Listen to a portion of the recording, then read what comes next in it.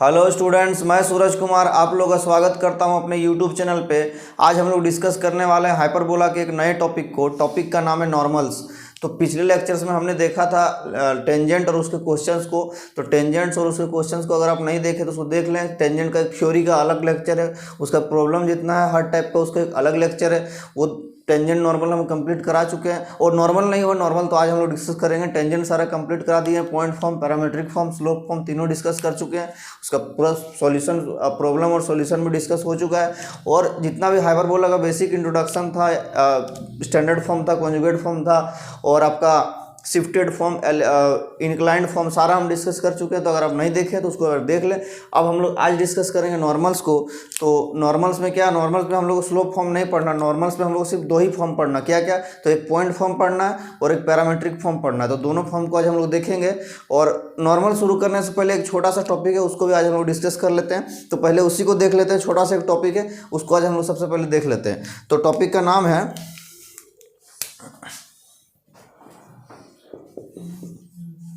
Director circle.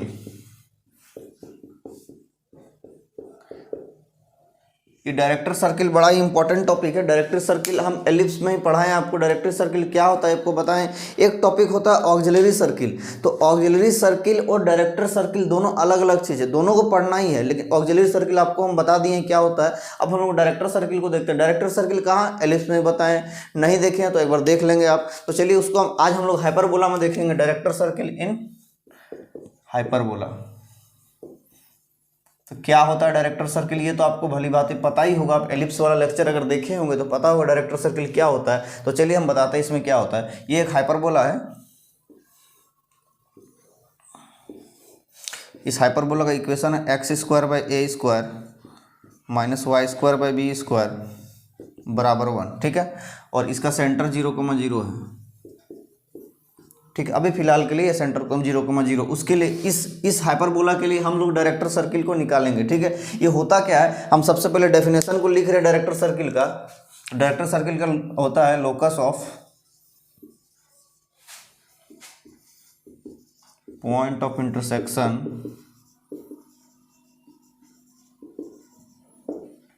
Of mutually perpendicular tangents. ये आपको समझ में आया होगा कि locus of point of intersection of mutually perpendicular tangent. जो म्यूचुअली परपेंडिकुलर टेंजेंट्स होगा, बहुत सारा टेंजेंट होगा, तो वो जो उसका जो ट्रेजेक्ट्री बनेगा, वो जो ये पॉइंट ऑफ इंटरसेक्शन का जो ट्रेजेक्ट्री बनेगा, उससे जो हम लोग का ट्रेजेक्ट्री आएगा वो उसका लोकस क्या हो जाएगा, डायरेक्टर सर्किल हो जाएगा। तो देखिए यहाँ पे मान के चलिए, यहाँ पे एक टेंजेंट है, बहुत सारा टेंजेंट आएगा।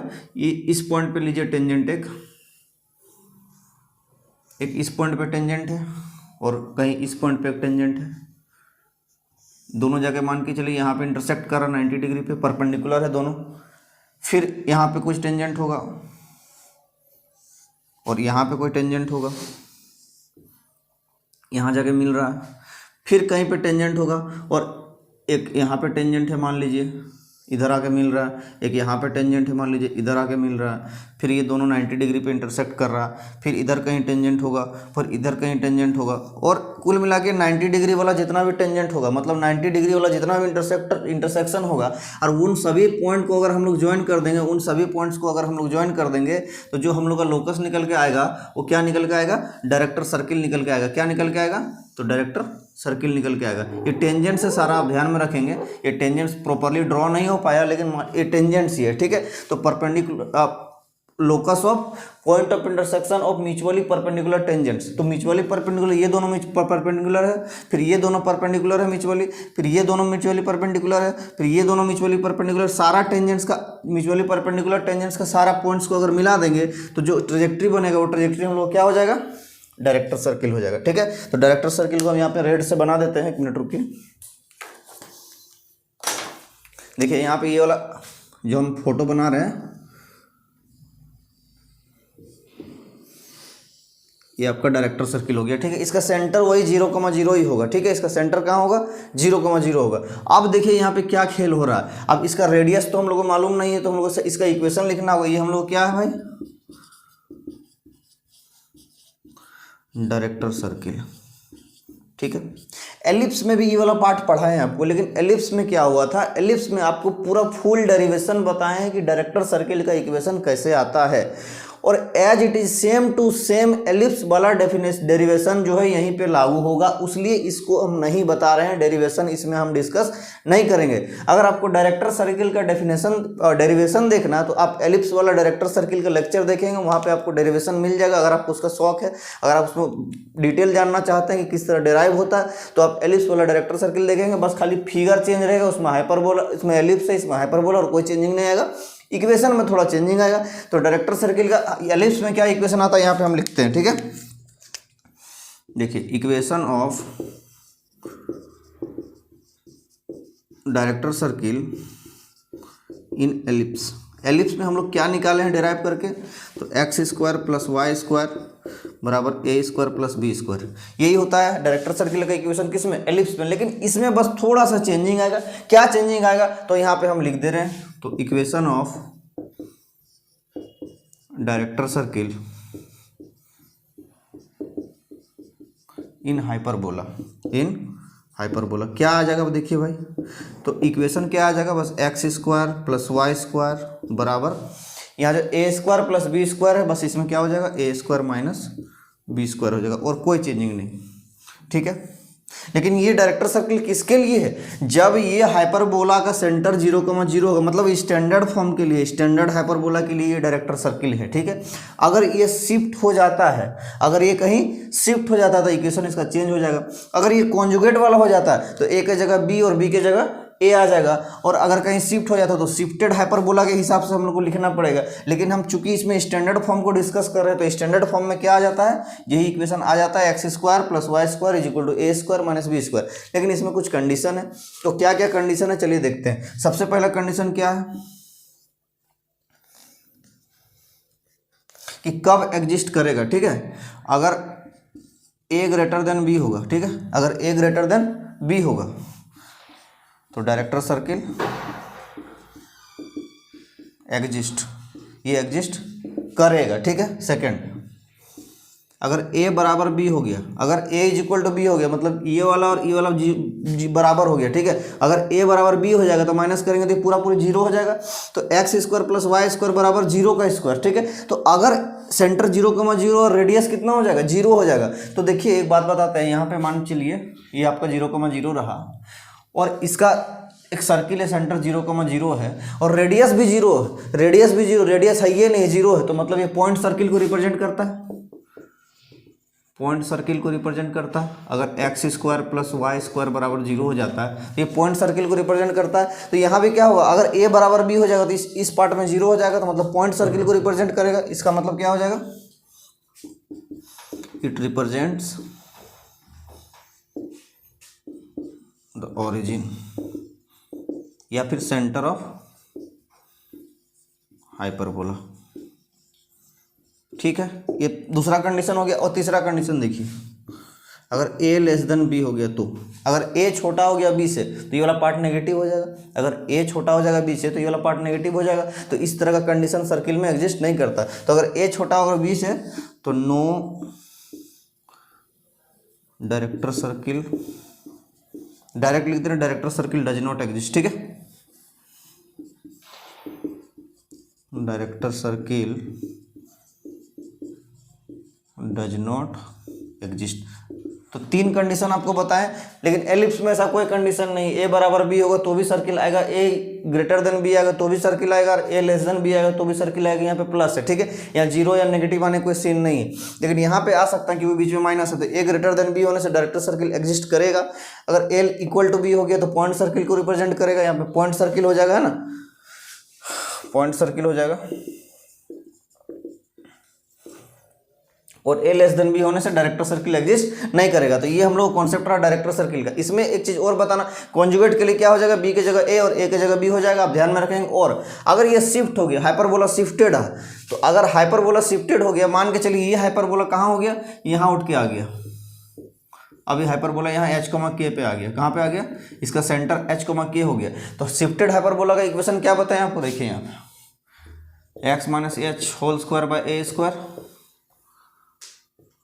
Minus Y minus K whole square by B square बराबर 1। तो ये शिफ्टेड हाइपरबोला का इक्वेशन है। तो शिफ्टेड हाइपरबोला में क्या हो जाएगा, उसका अगर डायरेक्टर सर्किल लिखना चाहेंगे तो डायरेक्टर सर्किल क्या हो जाएगा, X minus H whole square plus Y minus K whole square बराबर A square minus B square. ठीक है, तो एक्स का जगह एक्स माइनस एच और वाई की जगह वाई माइनस के। अगर शिफ्टेड उधर हाइपरबोला शिफ्ट हुआ तो सर्किल भी जो डायरेक्टर सर्किल आएगा म्यूचुअली परपेंडिकुलर टेंजेंट्स का जो पॉइंट ऑफ इंटरसेक्शन है वो भी चेंज हो जाएगा। तो उसके हिसाब से ये वाला हम लोग किसका आ जाएगा, शिफ्टेड हाइपरबोला के लिए क्या है, डायरेक्टर सर्किल है ना, डायरेक्टर सर्किल। तो इस तरह से हम लोग देखेंगे शिफ्टेड का क्या आ गया देख लिए, और हम लोग को स्टैंडर्ड फॉर्म में आ गया। कॉन्जुगेट में बताएं कि ए की जगह बी की जगह ए कर दीजिएगा, ये तीनों कंडीशन पलटी हो जाएगा, बदली हो जाएगा। यहाँ ए ग्रेटर देन बी था तो बी ग्रेटर देन हो जाएगा, कॉन्जुगेट में सब चेंज हो जाएगा। ठीक है, तो देखेंगे ये हो गया डायरेक्टर सर्किल का कॉन्सेप्ट आपका। इसमें अब कुछ भी नहीं बचता, इसको सारा डिटेल बता दिए और बताएं कि इसका डेरिवेशन देखने के लिए आप एलिप्स वाला लेक्चर देखिएगा। एलिप्स में डायरेक्टर सर्किल का एक अलग से लेक्चर बना हुआ, तो उसको आप देख सकते हैं। ठीक है, तो चलिए इसके बाद हम लोग अब क्या डिस्कस करेंगे, आज का जो मेन टॉपिक है हम लोग नॉर्मल्स को डिस्कस करते हैं। पहले इसको नोट कर ले, इसके बाद नॉर्मल्स को डिस्कस करते हैं। तो स्टूडेंट्स अब हम लोग डिस्कस करने वाले आज का जो बेहद इंपॉर्टेंट टॉपिक है, टॉपिक जो हम लोग नॉर्मल्स है। नॉर्मल्स को देखेंगे, नॉर्मल्स को कितने फॉर्म में हम लोग देखेंगे। तो सबसे पहले हम लोग यहाँ पे हेडिंग लिख देते हैं नॉर्मल्स। हम लोग टेंजेंट्स को पढ़ चुके हैं, उसी का बस परपेंडिकुलर होता है नॉर्मल, है ना। तो नॉर्मल्स देखेंगे, दो फॉर्म होता है इसका, एक पॉइंट फॉर्म होता है, पॉइंट फॉर्म होता है एक, और सेकंड हम लोग इसका होता है पैरामेट्रिक फॉर्म। इसका स्लोप फॉर्म नहीं पढ़ना होता ही नहीं, पैरामेट्रिक फॉर्म। तो दो फॉर्म को देखेंगे। तो इसका जो पॉइंट फॉर्म और पैरामेट्रिक फॉर्म को समझने से पहले आपको टेंजेंट का जो पॉइंट फॉर्म है और पैरामेट्रिक फॉर्म है उसको समझना पड़ेगा। बिना उसके ये नॉर्मल वाला पार्ट आपको समझ में नहीं आएगा। तो टेंजेंट को जरूर देख लीजिएगा, तब इसको देखिएगा, है ना। तो चलिए फटाफट से ड्रॉ करते हैं। तो यहाँ पे हम बना देते हैं, ये हाइपरबोला है हम लोग का, अच्छा सा हाइपरबोला है, सुंदर दिख रहा है। इसका सेंटर 0,0।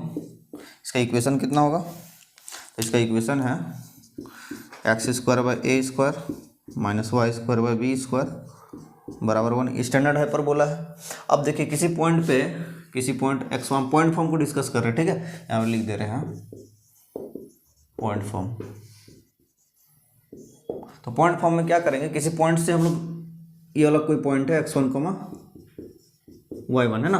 तो इस पॉइंट पे कोई टेंजेंट है, इसको यहाँ से हटाते हैं। इस पॉइंट पे कोई टेंजेंट है, तो इस पॉइंट पे जो टेंजेंट है ना, ये रहा टेंजेंट। इस पॉइंट पे कोई टेंजेंट है, ये पॉइंट है x1, y1 है ना। ये x1, y1 ये पॉइंट है यहाँ पे। और नॉर्मल जो होता है इसी के परपेंडिकुलर होता है, तो इसी के परपेंडिकुलर हम बना देते हैं। आपको पता है ये नॉर्मल जो है टेंजेंट के हमेशा परपेंडिकुलर होता है। तो ये हम लोग का ये नॉर्मल हो गया, और बस इसी नॉर्मल का इक्वेशन को हम लोग आज फाइंड करना है। ठीक है, टेंजेंट का आपको तो फाइंड करके बता दिए क्या होता है टेंजेंट का।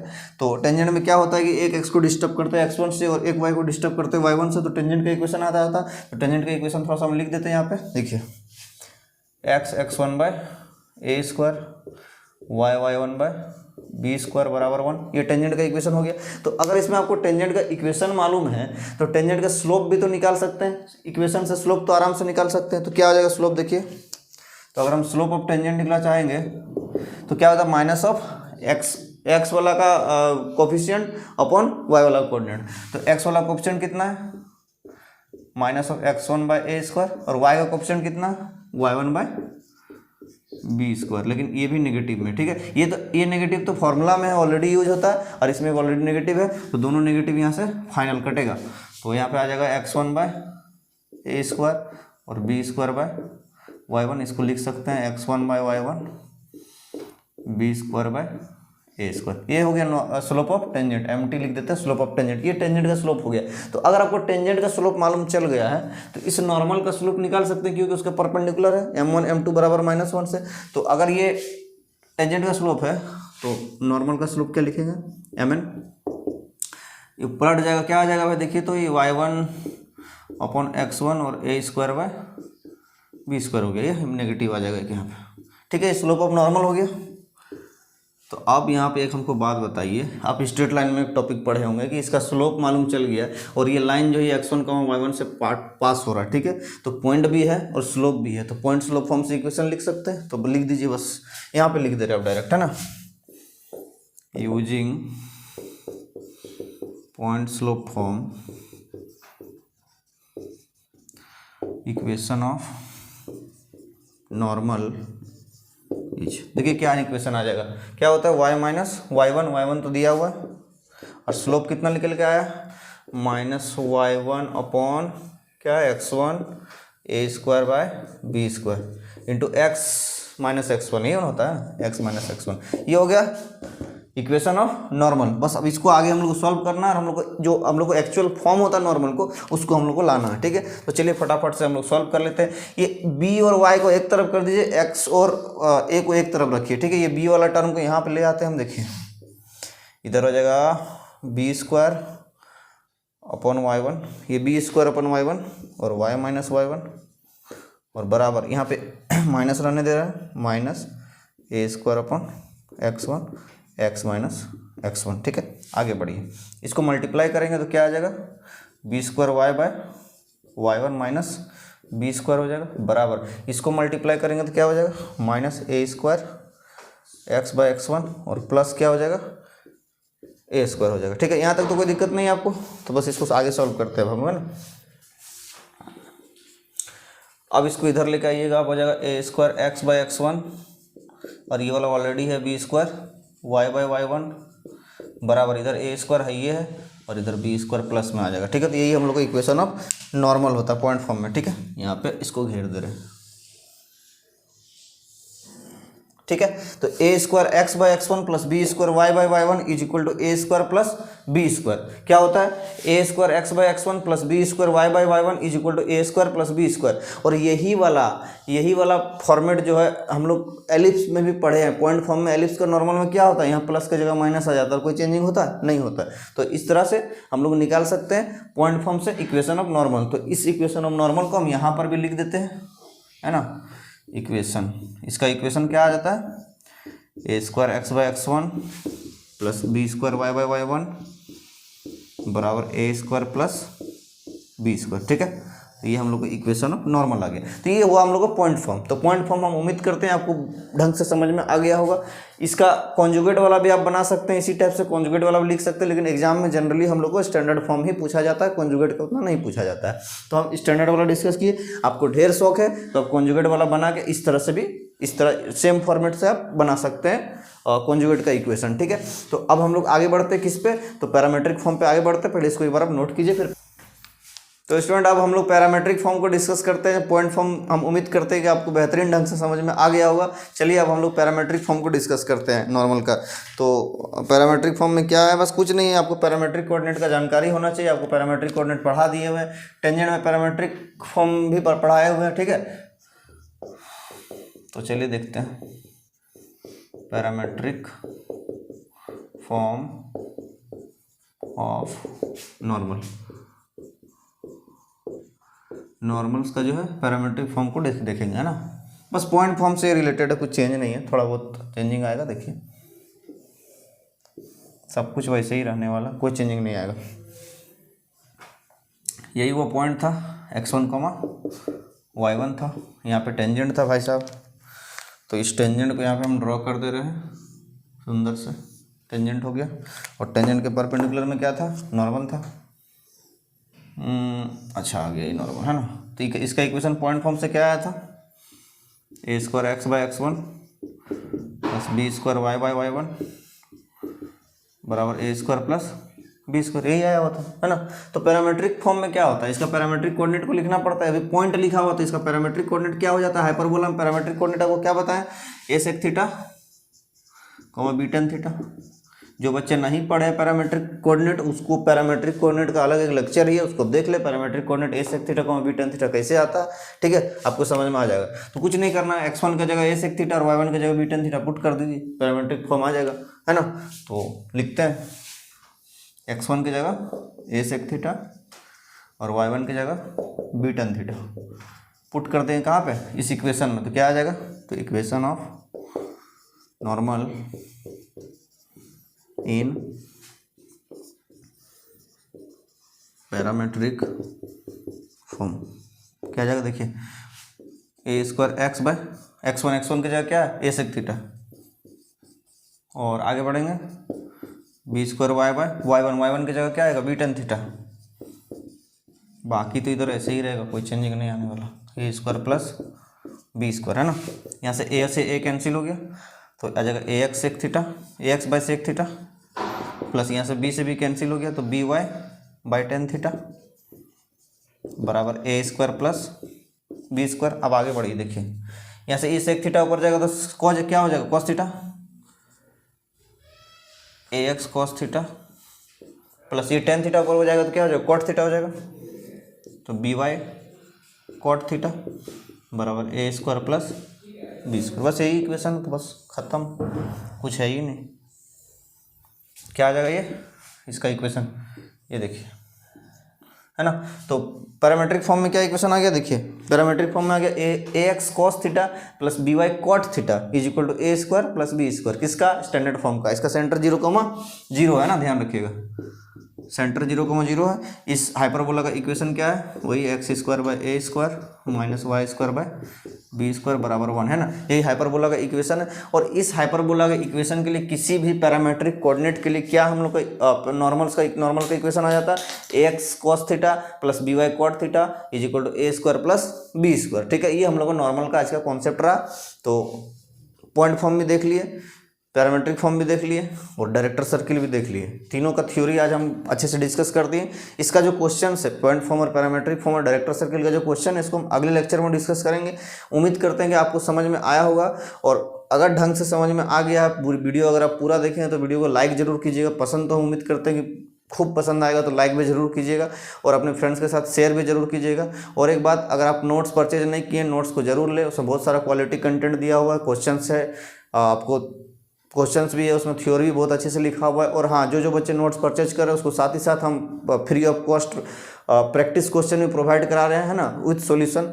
जितना प्रैक्टिस करना है आपको, एक एक चैप्टर का इतना सफिशिएंट प्रैक्टिस का क्वेश्चन प्रोवाइड कर दिया जा रहा है, वो भी सॉल्यूशन के साथ, कि आपका एक एक चैप्टर में बहुत अच्छे से कमांड आ जाएगा। ठीक है, तो जो बच्चे नोट्स लिए उसी को मिल रहा है प्रैक्टिस क्वेश्चन, तो ध्यान में रखिएगा इस सब बात को। तो आज के लिए इतना ही, थैंक यू।